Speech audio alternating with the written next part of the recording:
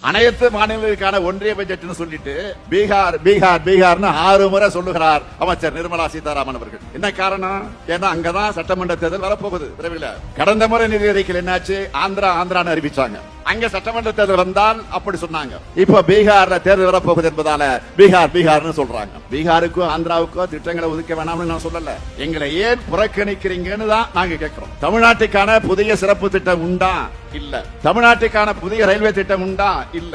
Railway திட்டங்களுக்கான நிதியாவது அதிகம் கொடுத்திருக்காங்களா? இல்ல. சென்னை மெட்ரோ 2ஆம் கட்ட பணிகளுக்கு நிதி உண்டா? இல்ல. பெஞ்சல் புயலுக்கு இழப்பீடு உண்டா? கிடையாது. மிக்ஜாம் புயலுக்கு இழப்பீடு உண்டா? அதுவும் கிடையாது. மதுரை எய்ம்ஸ் மருத்துவமனைக்கு நிதி உண்டா? கிடையவே கிடையாது. ஒருங்கிணைந்த கல்வி திட்டத்துக்கு நிதி இருக்கா? இல்ல. குடிநீர் திட்டத்துக்கு இல்ல. வீடு கட்டு திட்டத்துக்கு இல்ல. எதை எடுத்தாலும் இல்ல இல்ல இல்லதான். இதுக்கு பேர் பட்ஜெட்டா? நான் கேட்கிறேன், இதுக்கு பேர் பட்ஜெட்டா? வரி தர முடியாது. உன்னால முடிஞ்சதை பாருன்னு சொல்லணும்ல. வீர மகனான் தான் சொல்லணும். ஏன் சொல்ல முடியாது? காலையில அமலாக்கத்துறை வந்து நிக்கும், கையெல்லாம் கரை, ஊழல் லஞ்சம் உடையா இருக்கு, உள்ளமெல்லாம் வஞ்சகம் சூழ்ச்சி. அப்புறம் எப்படி நீ எதிர்த்து சண்டை போட முடியும்? எப்படி சண்டை போட முடியும்?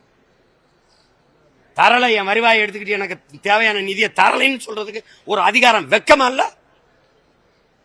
எந்த மாநிலம் அப்படி புலம்புது?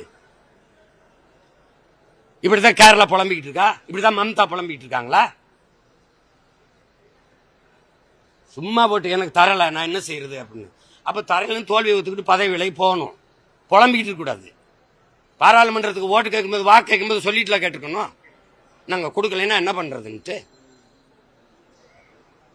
இதுக்கு நிதி இருக்காது. அப்பா பேர்ல 512 கோடிக்கு இருக்கு. அங்க இந்த கலை என்னது பல்நோக்கு கலை இதமா அந்த கடற்கரையில் கட்ட தெரியும். மகாபலிபுரத்தில் இதுக்கெல்லாம் தெரியும். பன்னாட்டு கலை இது மன்றம் கட்ட தெரியும். அதுக்கெல்லாம் காசு வரும். சமாதி 300-400 கோடி கட்ட தெரியும். அதுக்கு வந்துடும். ஓட்டுக்கு பல 100 கோடிகளை செலவழிச்சு ஓட்டை பறிக்க தெரியும். வெக்கம் இல்லாம இன்னும் ஒரு நாடுன்னு இது ஒரு பேசிட்டு இருக்கிறீங்க. இது ஒரு ஆட்சி முறைன்ட்டு.